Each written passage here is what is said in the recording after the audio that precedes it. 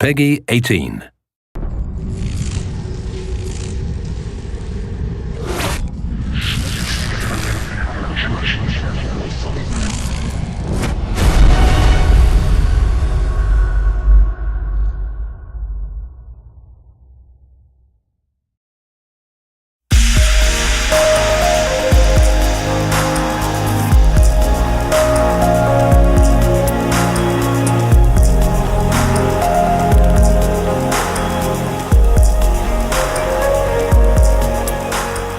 This is the place that feels like home to the player. In between every tactical mission, the player returns to XCOM HQ. This is the nerve center. This is where the player makes all of the strategic decisions of the game. We had this nice long period where we just discussed what do we want to do. And when we started talking about the base, we would always refer to it as the ant farm, I think, and Jake would talk about it in terms like, you want to be like a diorama. And so I was going more along the diorama path where we were trying to make it a little more horizontal, a little bit more like a level. And we explored a bunch of different options with that, and it never really worked. And then one day, my lead tech artist and my lead character artist came in and they said, what if we actually did make this an ant farm? Let's mock something up and show me what what you think we're talking about. And so they put something together pretty quickly. Jake and I walked in there and took a look at it, and as soon as we saw it, it was like, that's really cool.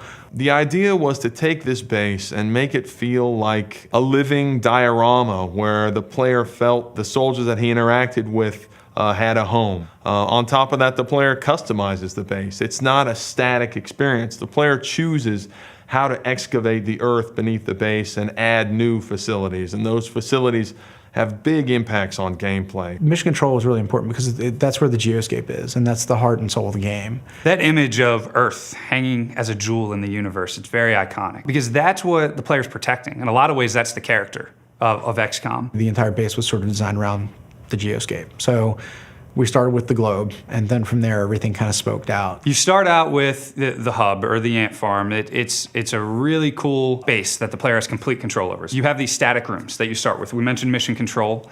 Then you also have engineering. You can build things like med packs, you can build all kinds of weapons, different armors, satellites, which you can then deploy on mission control to have a better view on the world and protection on the world. There are the laboratories. The player can build these out and really speed up the rate at which research progresses. Then you have the barracks, and this is where you do the promotion of your soldiers and the customization of your soldiers. We have the officer training school, and that gives big squad-wide tactical benefits to your soldiers. Then you have the hangar, which is another static facility, and that's where you manage your interceptor jets and give them different weapon loadouts.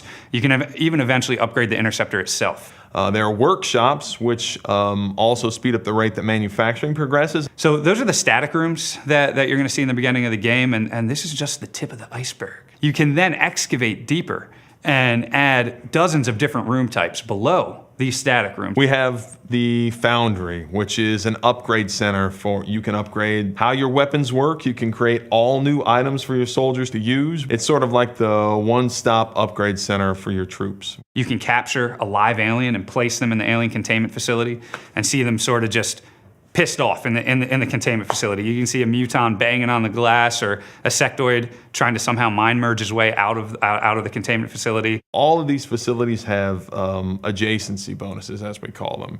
It really matters not only what you build, but where you build it. Certain facilities get bonuses for being built next to each other. You may get rebates on materials if all your workshops are built together, or you may get more power out of your power generators if they're built horizontally. The way you build your base definitely has an effect on your play style, on the way that the game progresses.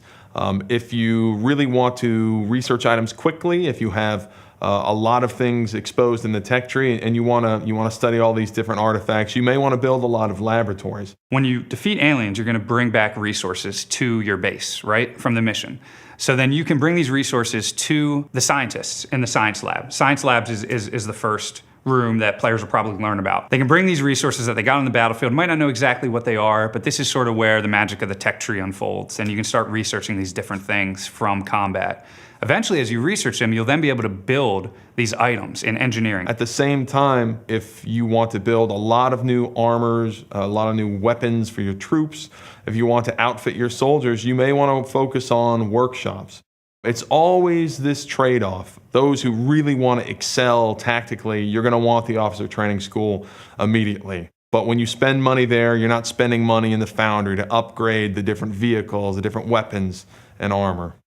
And in true XCOM fashion, you're not going to build every one of these things. You simply can't. So you sort of have to focus and specialize, and you're never going to have enough money or enough manpower or enough power or enough space to build all these facilities at once. So every time you play, it's sort of this different mix of facilities, and that can change the way the game progresses.